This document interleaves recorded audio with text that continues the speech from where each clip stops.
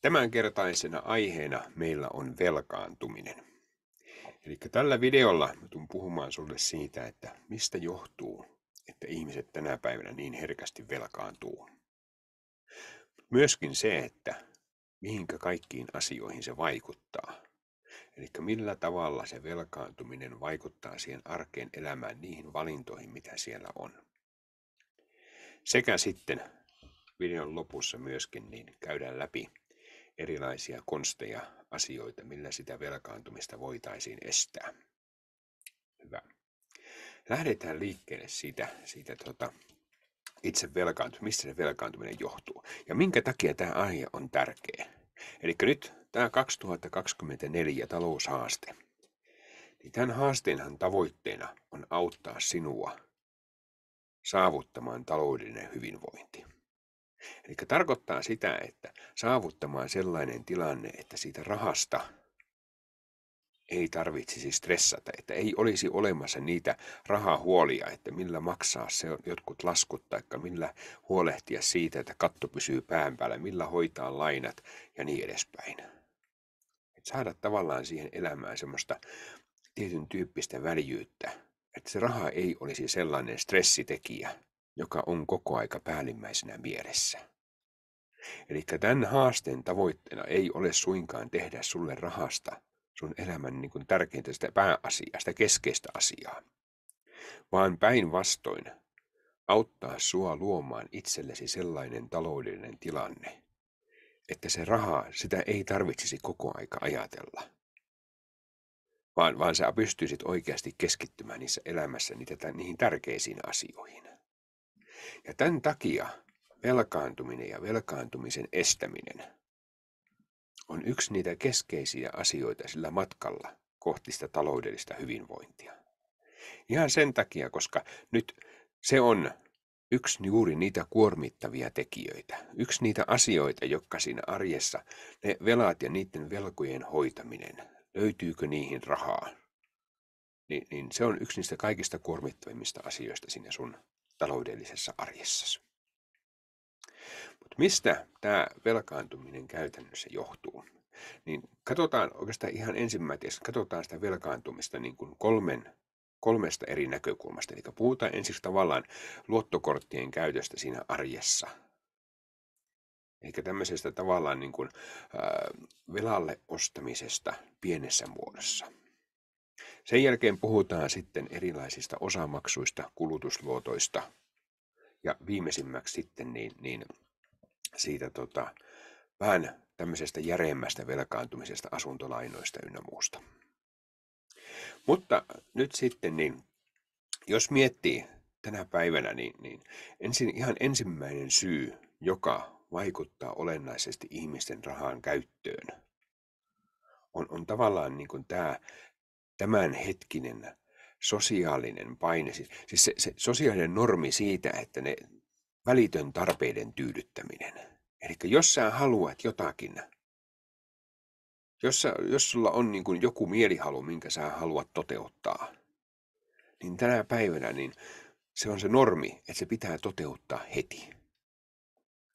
Toisin sanoen, niin jos sä esimerkiksi haluat itsellesi uuden television, niin se on niin kuin ihan se lainausmerkeissä oikea tapa toimia, että sä käyt hakemassa sen liikkeestä sitten sen telkkarin itsellesi ja maksat sen sitten osamaksulla tai maksat sen luottokortilla tai joka tapauksessa. Eli ensiksi täytetään se tarve ja sitten pikkuhiljaa jälkikäteen sitten maksetaan se pois. Ja nyt sitten niin, jos miettii esimerkiksi erilaisia niin kuin verkkokauppoja, kauppa-alustoja ynnä muita, ihan samalla tavalla myöskin niitä kivijalkakauppoja, niin siellähän se toimintamallihan perustuu siihen, että tehdään se ostaminen mahdollisimman helpoksi. Tehdään toisaalta niin kuin ne tuotteet, palvelut, tavarat tehdään mahdollisimman houkutteleviksi ja luodaan tämmöistä tavallaan niin kuin joskus vähän sitä keinotekoistakin tarvetta siihen, että hei, että nyt jos sä oikeasti niin kuin haluat, että sulla on elämässä kaikki ok ja sä haluat, että sulla on elämässä tarvitse, niin tämän asianhan sä sitten tietenkin tarvitset. Ja tämä johtaa sitten siihen, että se pitää saada, ja kun se pitää saada sitten vähän niin kuin heti, niin sitten käytetään siihen jonkin tyyppistä velkarahaa. Tämä on yksi tekijä. Ja varsinkin siinä vaiheessa, kun esimerkiksi nuoret, kun he aikuistuvat. Ja siinä vaiheessa, kun he täyttää 18 ja heillä onkin sitten se oikeus heillä on oikeus ottaa velkaa. Se on, jos ei ole oikeasti siellä kotona opetettu ja opittu sellainen hyvinkin tavallaan hyvin niin kuin pitäytyvä tapa siihen omaan kuluttamiseen,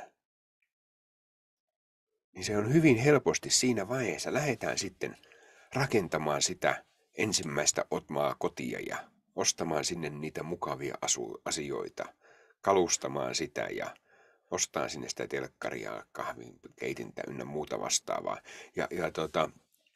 Ja hyvin usein vielä, kun se meidän ajattelutapa on sellainen, että kun me lähdetään jotakin ostamaan, niin me ostetaan se paras ja kallein ja hienoin, mihinkä meillä on varaa. Sen sijaan, kun me mietittäisiin sitä asiaa toisesta näkökulmasta, että ostettaisiinkin se edullisin, mikä täyttää tarpeen.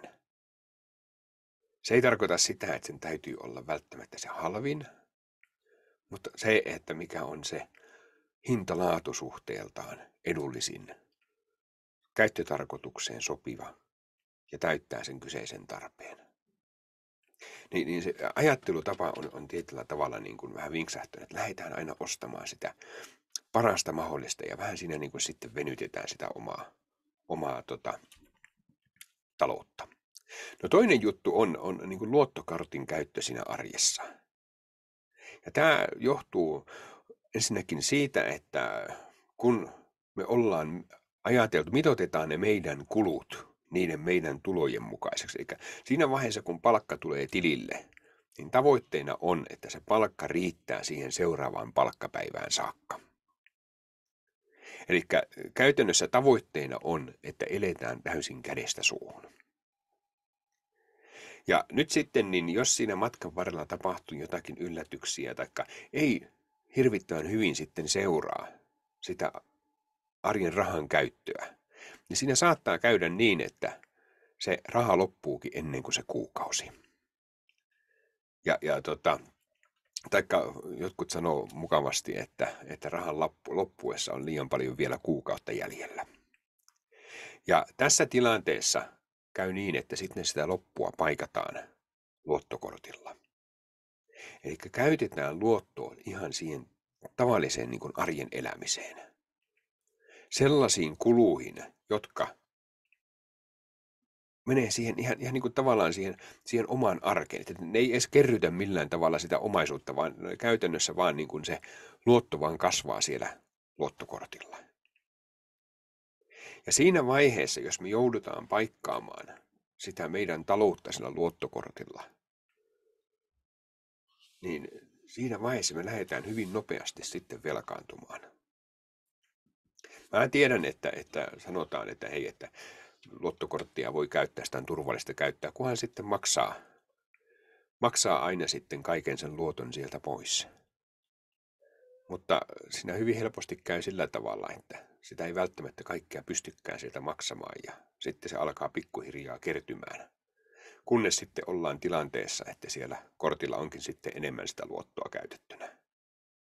Ja tähänkin liittyy vielä sellainen ajattelutapa, että hyvin usein kuulee niin kuin sanottava, käytettävän semmoista termiä, että hei, että mulla on vielä 500 euroa luottokortilla varaa. Ehkä tavallaan tulee vähän niin kuin sellainen mielikuva, että mulla on siellä 500 euroa mun rahaa. Ei. Vaan se tarkoittaa sitä, että siellä on vielä 500 euroa, mitä sä voit saada lainaksi rahaa. Sun rahaa se ei ole, vaan se, että siellä on vielä niin kuin, ennen kuin se on tapissaan, niin siellä on vielä 500 euroa, mitä sä voit saada vielä lisää luottoa. Nyt siinä vaiheessa, kun me tehdään sitten, ostetaan sillä luottokortilla, niin siinä luottokortilla ensinnäkin siinä on myöskin sellainen ominaisuus, että nyt jos sä meet vaikka käymään, ostat vaikka sen telkkarin itsellesi, ja sä ostat sen osamaksulla tai sä ostat sen luotolla, niin tutkimusten mukaan siinä vaiheessa, kun sä ostat sen luotolle, niin sulle on huomattavan paljon helpompi myydä jotakin kalliimpaa. Eli toisin sanoen sä ostat todennäköisesti kalliimpaa kuin mitä sä oot alun pitäen lähtenyt sinne hankkimaan. Eli niin kuin sanoin, niin me mitoitetaan se luotto sen meidän maksimikantokyvyn mukaisesti. Ostetaan niin hyvää kuin meillä mahdollisesti on varaa. Mihinkä me voidaan sitä meidän taloutta venyttää. Koska jos sä oot sen rahan säästänyt, niin silloin se tarkoittaa sitä, että sä oot siinä matkan varrella joutunut tekemään sen rahan kerryttämiseksi töitä.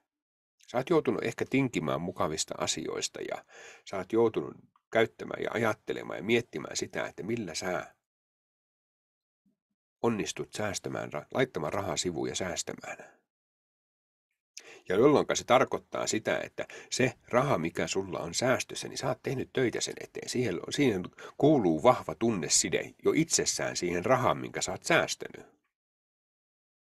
Ja siinä vaiheessa, kun sä maksat käteisellä, meet sinne kauppaan, niin paitsi, että siihen rahaan on olemassa sen vaivan jälkeen se tunneside, niin myöskin se, että sä maksat käteisellä, niin silloin se tarkoittaa sitä, että sä otat sitä rahaa sitä lompakosta ja alat lappaa sitä siihen tiskiin. Niin totta kai siinä on aivan erilainen tietoisuus siihen rahan määrään. Verrattuna siihen, että sä maksat sen esimerkiksi kortilla. Kortilla maksaessa sä laitat sen kortin siihen maksupäätteeseen ja painat PIN-koodin perään. Se ei niin kuin tapahtumana, se ei eroa millään tavalla. On se osto sitten 100 euroa, 1000 euroa, 10 000 euroa. Vaan käytännössä se on ihan täsmälleen sama asia. Ihan samalla tavalla niin kuin se prosessi tapahtuu. Se ei aiheuta sen suurempia tunteita. Kun taas siinä vaiheessa, kun sä teet sen käteisellä, niin totta kai siihen liittyy aivan erilainen tunnetila. Sä luovut jostakin sellaisesta fyysisesti siinä rahaa ojentaessasi, minkä eteen sä oot tehnyt töitä. No nyt sitten niin yksi myöskin niin syy, mikä saattaa johtaa siihen velkaantumiseen, on se, että meille elämässä tapahtuu sellaisia asioita, mitä me ei välttämättä voida aina ennakoida. Eli tulee niitä negatiivisia yllätyksiä siihen omaan talouteen. Ja tämän takia sitten me edellisessä jaksossa puhuttiin taloudellisesta puskurista. Mutta jos sitä puskuria ei ole, niin silloin hyvin monta kertaa se luottokortti on sitten se on se ainoa puskuri, mitä on. Se on se hätävara, jos siellä on siellä luottokortilla vielä niin sanotusti siinä vaiheessa varaa. Niin se on se, mihinkä me sitten joudutaan siinä tilanteessa turvautumaan. Eli tämä oli tavallaan nyt sen luottokorttiin liittyvää käyttöä, mutta sitten niin nämä erilaiset osamaksut, kulutusluotot. Niin kuin sanoin, niin siinä vaiheessa, kun me ostetaan jotakin luotolle, niin meille on huomattavan paljon helpompaa myydä jotakin kalliimpaa kuin mitä me ollaan alun pitäen lähdetty ostamaan. Ja nyt tämä niin kuin osamaksulle tai luotolle ostaminen, niin se on tämän päivän tietyllä tavalla, se voi puhua, että se on tämän päivän niin kuin normi. Ja aikaisemmin tässä puhuin että siitä, kun vaikka nuori muuttaa siihen omaan kotiinsa, niin hyvin helposti siinä, kun on nyt sitten mahdollisuus saada sitä luottoa, niin sinne ostaa sitten niitä kivoja asioita, sinne ostaa niitä, rakentaa sitä kotia itsensä ja niiden tavallaan niin kuin sen näköiseksi, kun miltä haluaa näyttää ulospäin. Ja mä tykkäänkin sanoa, että suurin syy, joka estää meitä vaurastumasta, on se, että me halutaan näyttää vaurailta. Me halutaan näyttää siltä, että meillä menee elämässä kivasti. Ja nyt sitten niin, mä tykkään verrata tätä meidän niin kuin arjen rahan käyttöä, tai sitä ylipäätään sitä meidän kulurakennetta. Että se on vähän samalla tavalla kuin me oltaisiin juoksumatolla. Mitä paremmat tulot meillä on, niin sitä enemmän meillä on niitä voimavaroja siinä matolla juosta. Mutta ongelma on, että me hyvin monta kertaa niin me mitoitetaan ne meidän arjen kulut siihen maksimiin, mitä meillä sitä voimavaroja on siinä matolla juosta. Eli toisin sanoen siinä vaiheessa, kun meidän tulot lähtee kasvamaan, niin meillä on se ajatus, se sosiaalinen paine siihen, että sen jollakin tavalla pitää näkyä siinä meidän elämässä, siinä meidän arjessa. Se tarkoittaa sitä, että meillä pitää olla mahdollisimman hieno, mahdollisimman iso, mahdollisimman kallis asunto.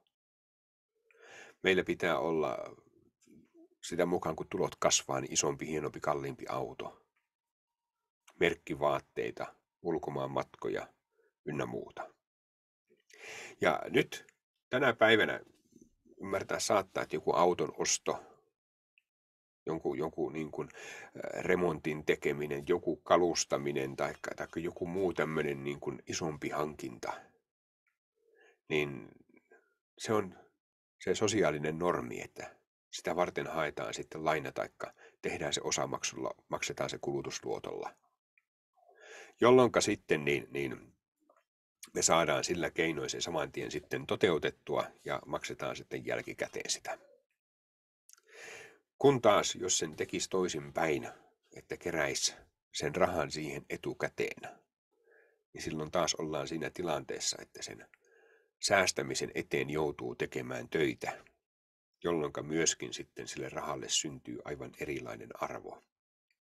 Ja sen myötä hyvin todennäköisesti näkee myöskin enemmän vaivaa sitten siihen, millä tavalla sen hankinnan pystyy toteuttamaan niin, että se tulisi mahdollisimman edulliseksi. Ja nyt sitten juuri tämä amerikkalaiset käyttää tämmöistä sanotaan kuin keeping up with the Jones. Eli tavallaan niin kuin käydään sitä vertailua sen ympärillä olevan yhteisön kanssa. Ja sitä mukaan, kun naapureilla autot vaihtuu ja ynnä muuta sitten, niin samalla tavalla pitää myöskin olla siinä samassa juoksussa mukana myöskin itse. Ja sen mukaan tulee tavallaan sitten niin kuin käytettyä rahaa semmoisiin asioihin, joilla välttämättä sitten ei kuitenkaan tuo itsellensä millään tavalla lisäarvoa. No sitten on kolmas tekijä on sitten tämmöiset niin kuin isot asiat, niin kuin esimerkiksi asuntolaina. Ja ihan samalla tavalla sen asuntolainan suhteen, tai oikeastaan voi sanoa, että ihan erityisesti sen asuntolainan suhteen. Eli siinä vaiheessa, kun sä ostat itsellesi kotia, niin se on lähestulkoon sääntö ennemmin kuin poikkeus. Että se koti ostetaan niin kallis, niin hieno, niin iso koti kuin mihin ikinä tällä hetkellä on varaa. Eli se ajatus siihen ostamiseen on sellainen, että viedään se oma talous tietyllä tavalla, viedään se äärirajoille. Ostetaan niin kallista kuin mihinkä tällä hetkellä vaan, otetaan niin paljon lainaa kuin vaan tällä hetkellä on mahdollista saada. Ja nyt sitten tämä johtuu ensinnäkin siitä, että meillä on olemassa tämmöinen tietty niin kuin taloudellinen optimismi. Meillä on olemassa se ajatus siitä, että se meidän talous kehittyy, meidän palkka nousee, meidän talous kehittyy sitä mukaan, kun meille tulee ikää lisää ja kokemusta lisää. Työ tulee ehkä vaativammaksi, edetään uralla ynnä muuta vastaavaa. Ja toisaalta tähän pitää myöskin paikkansa. Mutta samalla myöskin ne muut meidän elämisen kulut tahtoo siinä samalla kasvaa. Jolloin se tarkoittaa sitä, että me koko aika pidetään tiedostamatta sitä meidän juoksumattoa siinä maksiminopeudella, ihan siinä meidän voimavarojen limitillä. Ja kaikki on periaatteessa hyvin niin kauan, kun niitä voimavaroja on. Niin kauan, kun siinä omassa taloudessa ei tule mitään negatiivisia yllätyksiä. Mutta siinä vaiheessa sitten, kun niitä yllätyksiä tulee, jos jotakin tapahtuu, jotakin odottamatonta, niin mitä kovempi on se nopeus siinä matossa, niin sitä näyttävämpiä on ne lähdöt, kun siitä oikeasti sitten lähdetään liikkeelle ja väärään suuntaan. No nyt sitten, niin millä tavalla tämä vaikuttaa negatiivisesti? Millä tavalla se, mihinkä asioihin tämä velkaantuminen ja luotolla eläminen, mihinkä asioihin se vaikuttaa? Ihan ensimmäinen on ja oikeastaan se ehkä kaikista tärkein on se, että se vähentää sitä meidän taloudellista liikkumavaraa. Koska silloin, jos sulla on koko ajan se juoksumaton nopeus maksimissa, lähellä niitä sun voimavaroja, niin kuin sanoin äsken, niin jos siinä tapahtuu sun tuloille jotakin, ajatellaan vaikka, että sä esimerkiksi vaikka sairastut vakavasti. Joo, jos sä oot palkkatöissä, niin silloinhan se tarkoittaa sitä, että sulla ensiksi on sairausajan palkka, jolloin se palkka pysyy, niin kuin se peruspalkka pysyy hyvin samanlaisena, mutta taas sitten, jos sä oot esimerkiksi sen tyyppisessä työssä, että sulla on niin kuin merkittävä osuus siitä sun palkkatulosta tulee erilaisista lisistä, niin nehän siinä vaiheessa kaikki jäävät pois, jolloin sen myötä sitten se sun palkkas putoaa. No toinen asia on sitten, kun on nämä päivät on käytetty ja pudotaan sitten sinne Kelan päivärahalle, niin siinä vaiheessa sitten ihan tulee reilu pudotus sinne tulopuolelle. Ja nyt jos ne kulut on mitoitettu siihen oman kantokyvyn maksimiin, niin silloin se tarkoittaa sitä, että sä oot heti takamatkalla. Sä et enää pysty käytännössä maksamaan niitä kaikkia kuluja. No toinen on sitten se taloudellinen liikkumavara, eli millä tavalla se, vaikka siis periaatteessa ei mitään yllätyksiäkään tapahtuisi, niin millä tavalla se vaikuttaa. Me vähän aikaisemmin yhdessä jaksossa me puhuttiin siitä sun talouden budjetoinnista, eli mä sanoin sulle, että tutustu niihin sun omiin numeroihin, eli käytännössä niihin sun kuluihin, ja mistä ne sun kulut rakentuu, minkälainen kulurakenne sulla on. Siellähän ensimmäisenä oli nämä elämisen välttämättömät kulut.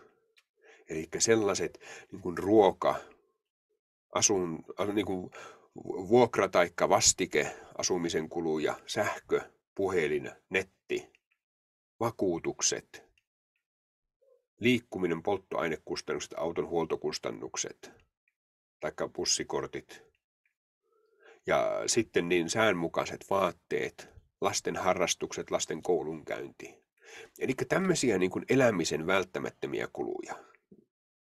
Ja näissä kuluissahan oli sitten se ominaisuus, että nyt jos sulla syystä tai toisesta on siitä rahasta sillä tavalla pulaa, että näiden kulujen maksaminen on jollakin tavalla uhattuna, niin se on oikeasti sellainen, joka sitten aiheuttaa sitä stressiä. Koska siinä tietyllä tavalla niin kuin, koetaan sitä omaa olemassaoloa uhatuksi. Ihan ne tavallaan perusasiat on sillä tavalla uhattuna. No sitten seuraavana ryhmänä oli nämä erilaiset lainanhoitokulut. Siellä oli juuri se asuntolaina, autorahoitus, kulutusluotot, osamaksut, luottokorttivelat, saatikka sitten korkeakorkoiset pikavipit. Eli sellaisia niin kuin taloudellisia velvoitteita, mitkä sulla on olemassa siihen lainarahaan liittyen. Ja nämä samalla tavalla myöskin. Tämä on sellainen ryhmä, mikä sun pitää pystyä siinä arjessa hoitamaan. Jos et sä pysty sitä hoitamaan, niin silloin sulle tulee niitä taloudellisia ongelmia. Ja se kolmas ryhmä oli sitten erilaiset mukavuudet. Se oli se tavallaan, joka toimii sitten niin kuin siinä joustona, eli siinä vaiheessa, kun jos jollakin tavalla siinä rahasta on pulaa, niin niistä mukavuuksista on sitten mahdollisuus vielä tinkiä. Mutta näistä kahdesta ensimmäisestä ryhmästä niin on todella hankala tinkiä. Ja mä puhuin silloin siinä aikaisemmassa jaksossa, että nämä kaksi ensimmäistä, elämisen välttämättömät kulut ja ne lainahoitokulut, niin mitä lähempänä niiden yhteen laskettu summa on sitä sun kuukausittain käytettävissä olevaa rahavaraa. Eli mitä suurempi on niiden prosentuaalinen osuus siitä sun taloudesta, niin sitä isommalla riskillä sä elät. Koska silloin, jos siihen sun tulopuolelle tapahtuu jotakin, taikka vaihtoehtoisesti menopuolelle tulee joku yllätys, niin sulla on sitä liikkumavaraa hyvin vähän. Ja paitsi, että se aiheuttaa niitä taloudellisia huolia, niin kuin tuossa äsken sanoin, että jos sä sairastut vakavasti ja sen takia sulla ei olekaan sitten rahaa. Se on se yksi näkökulma, että sä joudut taloudellisesti pulaan. Mutta toinen näkökulma, mikä monta kertaa meiltä unohtuu, on myöskin, että nyt jos sitä liikkumavaraa ei ole, niin silloin se myöskin tarkoittaa sitä, että on ylipäätään elämässä huomattavan paljon vähemmän vaihtoehtoja. Ajatellaan vaikka, että sä kokisit vahvasti, jotakin tapahtuisi työpaikalla. Ja sen jälkeen sä kokisit vahvasti, että se työpaikan arvomaailma ei vastaa niitä sun arvojasi. Sä haluaisit vaihtaa työpaikkaa, mutta et sä pysty tekemään sitä, jos et sä saa sellaista työpaikkaa, josta sä saat alusta lähtien saman verran palkkaa kuin nykyisestä. Taikka sitten sulle tarjotaan jotakin muita tilaisuuksia, mahdollisuuksia elämässä. Mulla esimerkiksi on tuossa Vaurautta ja hyvinvointia podcastissa ollut vieraana ihmisiä, jotka ovat niin kuin lähteneet toteuttamaan niitä omia unelmiansa. Ovat aikanaansa miettineet, että ne unelmat on jossakin ehkä kaukaisuudessa. Mutta sitten kun ovatkin ajatelleet sitä asiaa sieltä laatikon ulkopuolelta, nähneet, eteen on tullut erilaisia tilaisuuksia ja mahdollisuuksia, mihinkä tarttua, niin niihin on heillä ollut mahdollisuus tarttua sen takia, koska siinä taloudessa on ollut liikkumavaraa. Siinä on ollut mahdollisuus niin kuin hetken aikaa vaikka olla pienemmillä tuloilla ja muuttaa vaikka sinne puoleksi vuodeksi sitten Lappiin laskettelemaan. Ja nauttia samalla sitten sieltä elämässä, kun tekee osapäiväisesti töitä etänä. Hyvä esimerkki. Taikka muuttaa Välimerelle osaksi aikaa vuotta, tehdä siellä töitä sitten etänä. Eli toisin sanoen tehdä erilaisia valintoja siinä elämässä sen takia, kun se oma talous ei ole venytetty äärimmilleen kuin viulun kieli. Ja sitä kautta niin ne omat unelmat on toteutuneet vähän niin kuin etuajassa. Ei ole tarvinnutkaan jäädä odottamaan sinne eläkkeelle pääsyä, vaan on voinut lähteä tekemään niitä jo siinä vaiheessa, kun mukset on ollut pieniä ja sen kautta sitten luonut niitä elämyksiä sitten kaikille. No nyt sitten niin, millä tavalla sitä velkaantumista käytännössä voitaisiin estää? Niin ihan ensimmäinen on tavallaan niin kuin miettiä sitä välitöntä tarpeen tyydyttämistä. Se on äärimmäisen hyvä keino on säästää sitä rahaa etukäteen. Juuri sen takia, koska silloin kun sä säästät, silloin kun sä joudut näkemään sitä vaivaa sen rahan kerryttämiseksi, niin sen rahan arvo sun silmissä on aivan erilainen. Ja sekä myöskin silloin, kun sä teet sen oston sillä käteisellä, sen rahan arvo on sun silmissä aivan erilainen. Eli sitä kautta, niin kun sä teet ja ostot käteisellä etukäteen säästämällä, niin sä hyvin todennäköisesti niin pääset paljon vähemmällä saat toteutettua ne sun tarpeet huomattavan paljon edullisemmin. No sitten se yksi olennainen tekijä on myöskin, että kun ne tulot nousee, niin tarkoittaako se sitä, että sitä taloa, autoa ynnä muuta pitää koko aika sitten päivittää, että sitä ollaan koko aika sen taloudellisen kantokyvyn niin kuin äärirajoilla. The Millionaire Next Door on aikanaan amerikkalaisten tutkijoiden Stanley Tankon tekemä iso tutkimus siitä, että millä tavalla sellaisten henkilöiden, jotka ovat oman elämänsä aikana luoneet itsellensä miljoonaomaisuuden, lähteneet tyhjästä liikkeelle ja luoneet sen, niin millä tavalla se heidän toiminta eroaa esimerkiksi sellaisista ihmisistä, joilla on korkeat tulot, mutta on sitten myöskin korkeat menot, ja sen myötä sitten se varsinainen varallisuus ei kasva ja se talouden liikkumavara ei kasva. Niin se ensimmäinen ero, minkä he korostetusti tuovat esille, on se, että nämä ihmiset ovat siinä vaiheessa, kun heidän tulonsa ovat lähteneet kasvuun, niin he ovat pitäytyneet siinä vanhassa. Eli he eivät ole lähteneet leventämään sitä omaa elämäänsä, vaan ensiksi tuoneet sitä ylijäämää siihen talouteen. Ja sen jälkeen laittaneet sen ylijäämän sitten sivuun, saaneet sen ylijäämän tekemään itsellensä ja oman talouden eteen töitä. Ja vasta siinä vaiheessa, kun sitä on alkanut tulemaan, sitä tuloa, että se rahaa tekee sitä töitä sun puolestasi, niin vasta sitten siinä vaiheessa ovat lähteneet sitten leventämään sitä elämää, kun heillä on ollut siihen heidän omasta tekemisestä riippumaton tulonlähde. Ja tämä myöskin niin kuin ajatuksena, että kun sä ostat, on sitten kysymys talosta, kun sä ostat autoa, kun sä ostat telkkaria, niin ostatko sä sen kalleimman, mitä sun on mahdollista tässä tilanteessa saada ostettua?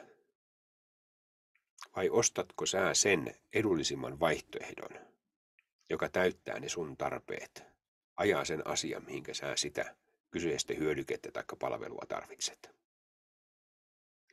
Niin nämä on myöskin semmoisia asioita, millä saa sitä omaa taloudellista ajattelua käännettyä eri suuntaan. En mä sano, että näin tarvitsee joka kerta tehdä, mutta ainakin niin kuin mietit, että hei, että tarviiko mun olla siinä samassa kilpajuoksussa mukana niiden mulle tuntemattomien ihmisten kanssa, keitä mulla ympärillä on, ketkä loppuviimein niin kuin eivät ole edes mulle hirvittävän tärkeitä. Niin tarviiko mun olla siinä samassa kilpajuoksussa, että näyttää hyvältä, näyttää menestyneeltä heidän silmissään, vaikka loppuviimeisillä ei ole minkäänlaista sitten kuitenkaan merkitystä siinä mun elämässä. Kiitos taas kerran mukanaolosta. Nähdään ensi kerralla taas sitten uuden aiheen kanssa. Moikka!